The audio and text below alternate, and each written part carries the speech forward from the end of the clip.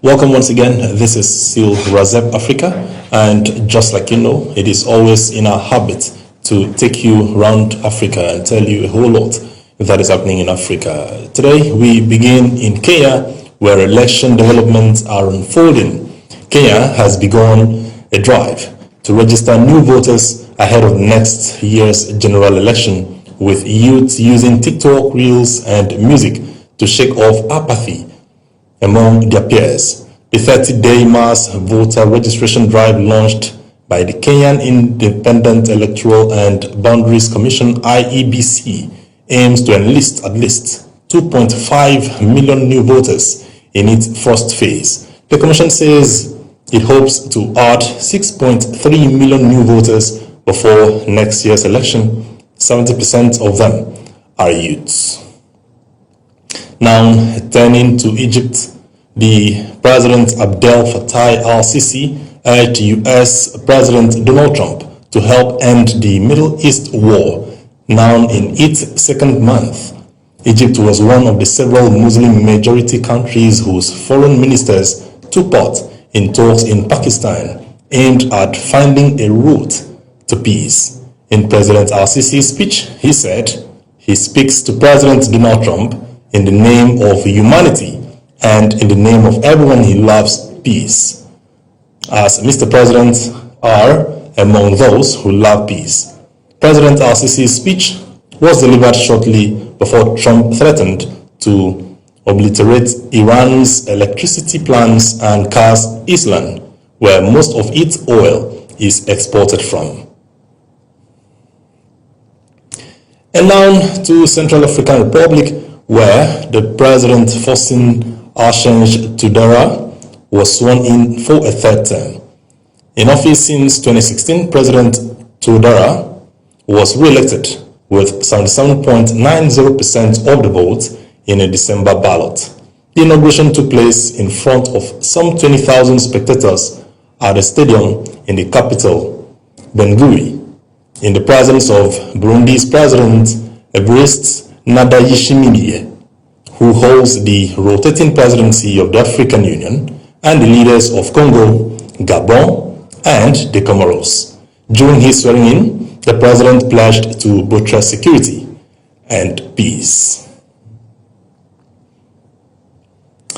In other developments, the war in Iran is having impact on African countries, and now in Egypt, the government has imposed a curfew on stores, restaurants, and shopping malls since Saturday in hopes of reducing energy bills that have more than doubled due to the war on Iran. In Morocco, the port of Tangier is preparing to welcome a surge of ships as escalating tensions in the Middle East are forcing shipping companies to reroute their journeys away from Suez Canal and the Bab el-Mandeb Strait. And then in Gabon, efforts to protect endangered sea turtles are facing serious financial difficulties, and the withdrawal of U.S. funding has slowed down monitoring and research activities, but it has not dampened the determination of conservationists on the ground. And now back here in Nigeria, attention is turning to the rising cost of fuel, with prices surging amid ongoing global tensions. Prices have jumped by around 65%, the steepest increase among major African countries. Now the situation has been made worse by ongoing conflicts in the Middle East, which has actually disrupted global supply routes and pushed oil prices above $100 a barrel. And now Nigerians, the effects are immediate and severe, as transport costs has actually risen, food prices have doubled in some cases, and businesses are struggling with higher operating expenses. And now, with unreliable electricity across the country, many households are depending on fuel-powered generators, making them especially vulnerable to price increases. And now I take you to Mali, where the Malian army denied on Monday that it had released around 200 suspected jihadists in mid-March to secure an end to attacks on fuel convoys that are crippling the landlocked nation's economy.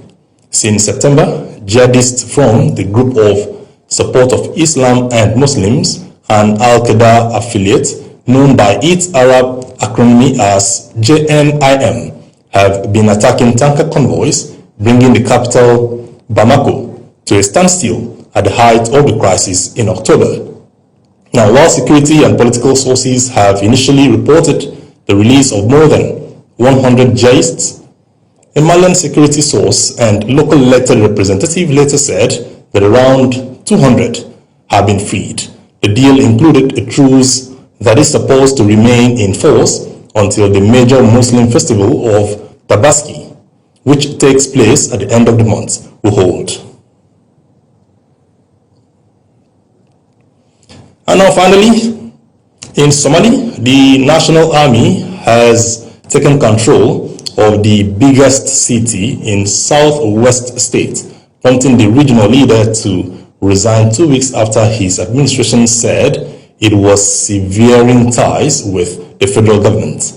Earlier on Monday, Somalia's federal forces entered Badao, which is about 245 kilometers, about 150 miles northwest of the country's capital, Mogadishu, taking full control of the city and marking the start of a political transition.